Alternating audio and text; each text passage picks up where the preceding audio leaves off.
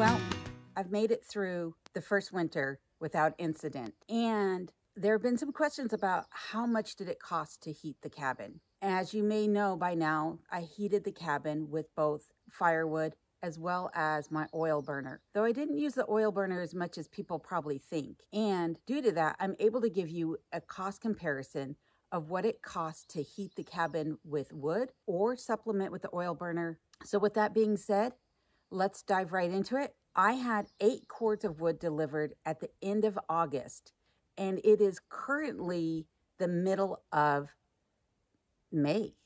Wow, I'm losing track of time here. And I have 1 cord of wood left. That's it. So it took me 7 cords of wood to make it from the end of August to the beginning of May.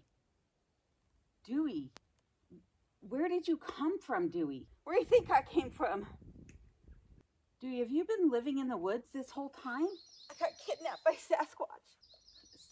Come again? Sasquatch. You're saying there's a Sasquatch, a Bigfoot, living in my woods? Don't act like you don't know what I'm talking about. Yeah, I'm a little worried about you. Are you okay? No, I'm not okay. Friend Sass has been holding me hostage. Wouldn't let me go. Didn't feed me anything but beef jerky. What's all this? You got someone else out here working now? Dewey, you know I needed to get the roof replaced. I thought you were going to have me replace your roof. To be honest, Dewey, you weren't my first choice. I don't understand. Thanks for all you did, but when you disappeared, I didn't know what happened to you. I just found some of your belongings in the garden. I had no choice but to call somebody else. I don't get it. I thought I did you right. I thought you got exactly what you wanted in the bunkhouse. Those are luxury upgrades in there. Well, I hope they don't experience the same fate as I did. Alona, I just want to go. I need out of here. I'm afraid Sasquatch is coming back. Okay, Dewey, let me go get your things. Please get my things. Dewey, this is for you. I'm so scared of all those noises. I hope you'll be okay. I know he's coming. I gotta go.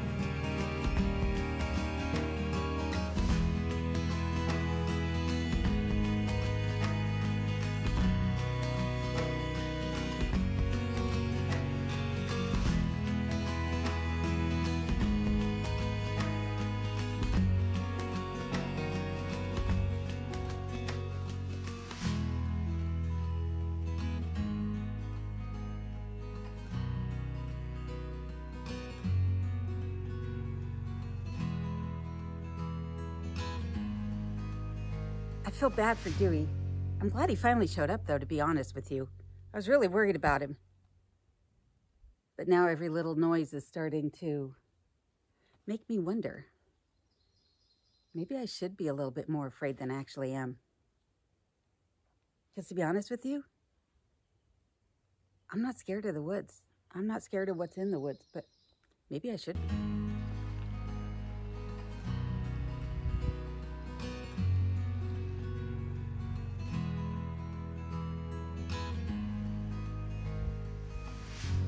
Let's talk about what it really cost me to heat a cabin of this size over the course of a winter where 5 months were spent below 0 degrees. Most of those days at -20. And I heated the cabin, as I mentioned earlier, with both wood and I supplemented with my oil burner. However, the oil burner was not used every month. There were a period of months where I actually turned the oil burner off completely. And so I have a good comparison of what it costs to supplement with the oil burner and what it costs just to burn wood at below 0 temperatures. I'm going to go ahead and pull out my receipt so I can show you some actual numbers. And let's talk about the size of the cabin so that we have that as a reference point. The cabin has a footprint of 30 feet by 30 feet, and that's just in the livable space. That doesn't include the Arctic entry, and we're not going to talk about the root cellar. It's insulated from the main level of the cabin, and it's not heated. So we're not taking that into consideration. We're just looking at the main living quarters of the cabin. So I'm gonna go ahead and drop some numbers for you, and we'll get right into the math of this video.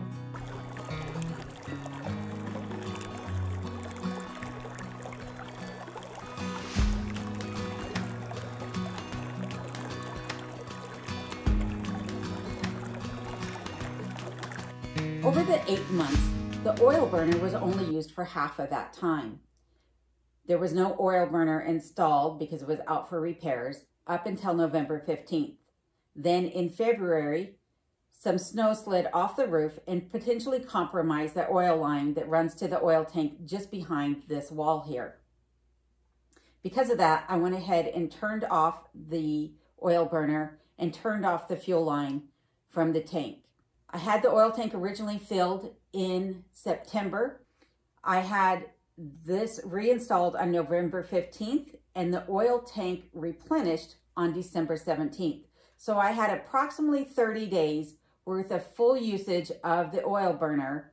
It's a 300-gallon tank and it ran for 30 days before they came out and refilled the tank. And at that point, it had run down 47 gallons of fuel.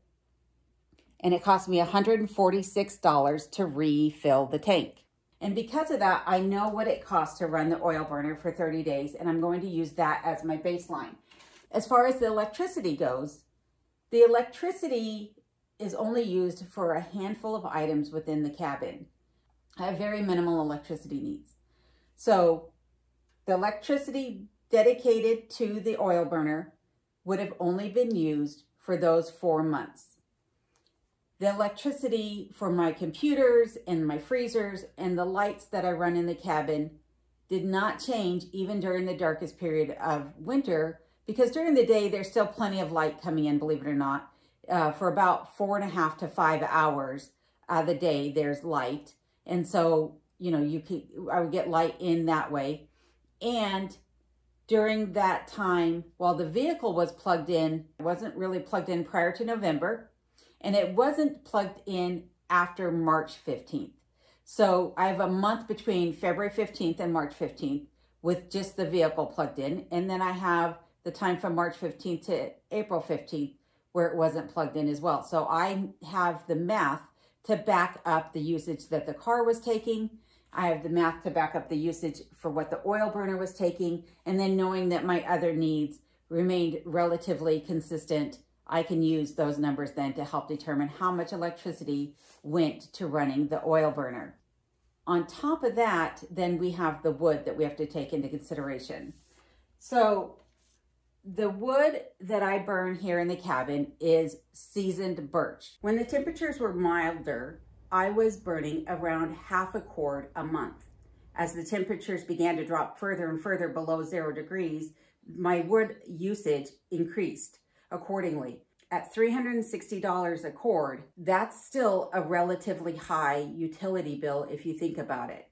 Back in Colorado, my home was about the same size as what I have here.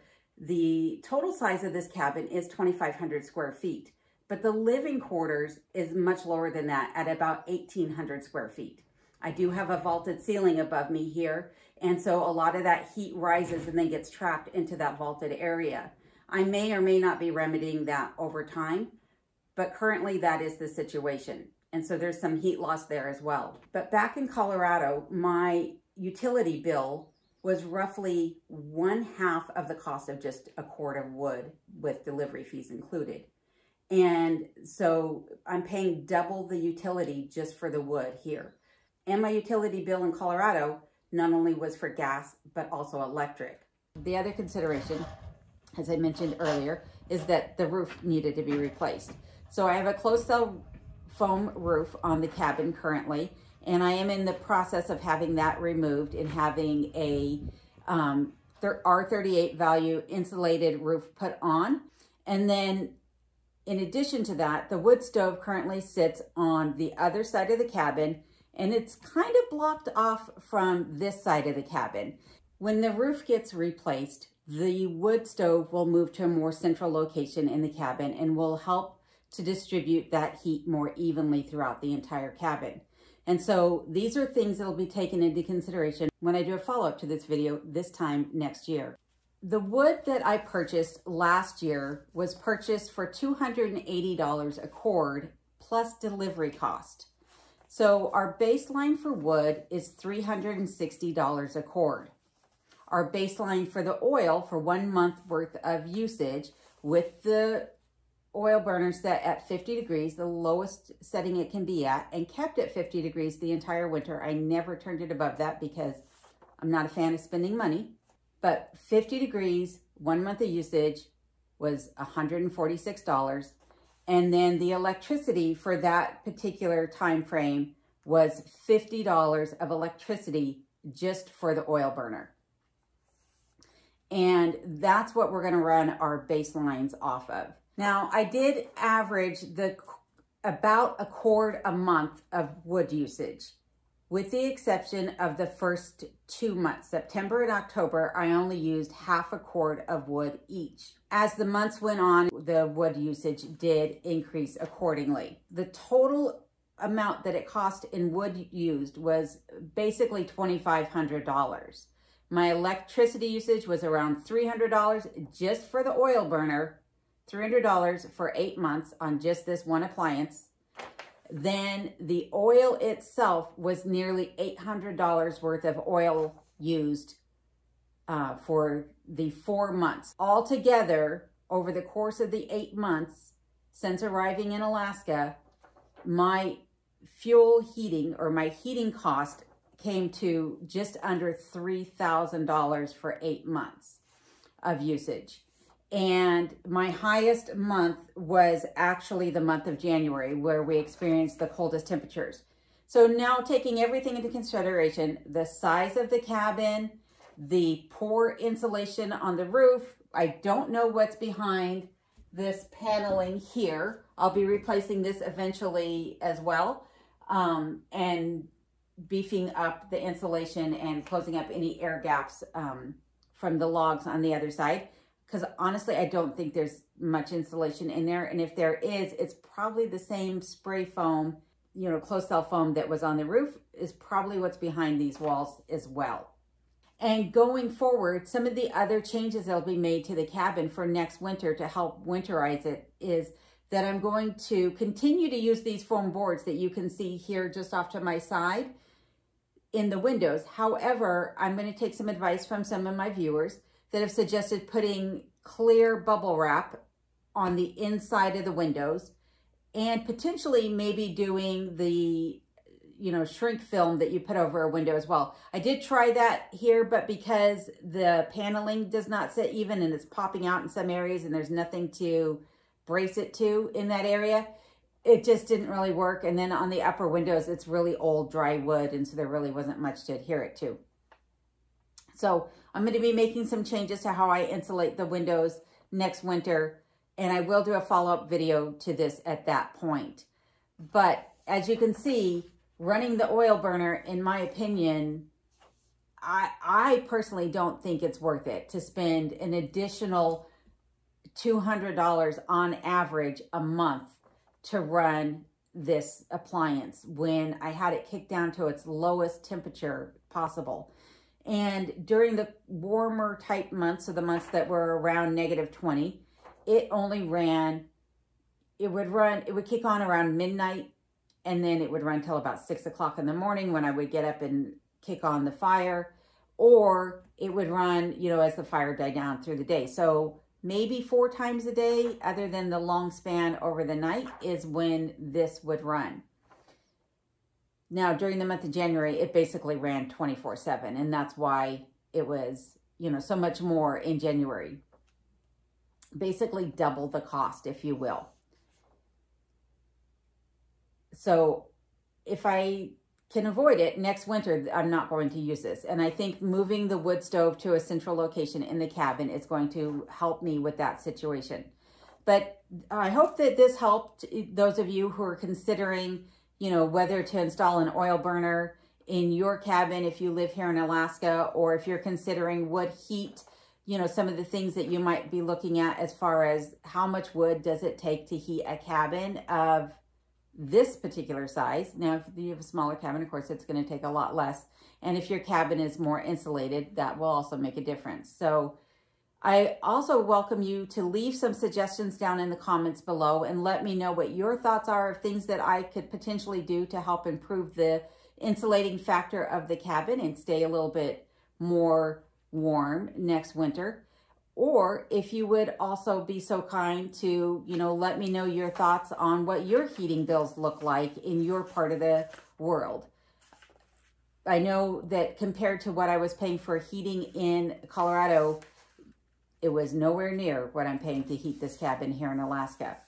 So I want to thank you guys for watching. I hope you'll stick around and watch these outtakes from the little Dewey skit at the beginning of the video. And if you're not familiar with the story of Dewey, I'll leave a link on the end card following the outtakes to that video. I hope to see you guys again next time. If you're not subscribed, please do. And please take care. Fresh mud. Oh, my mud fell off.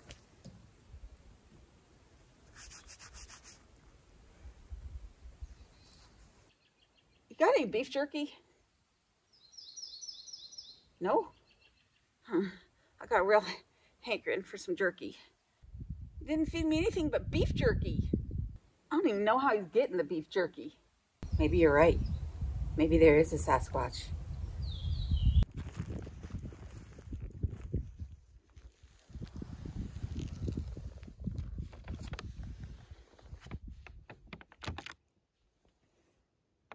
Huh.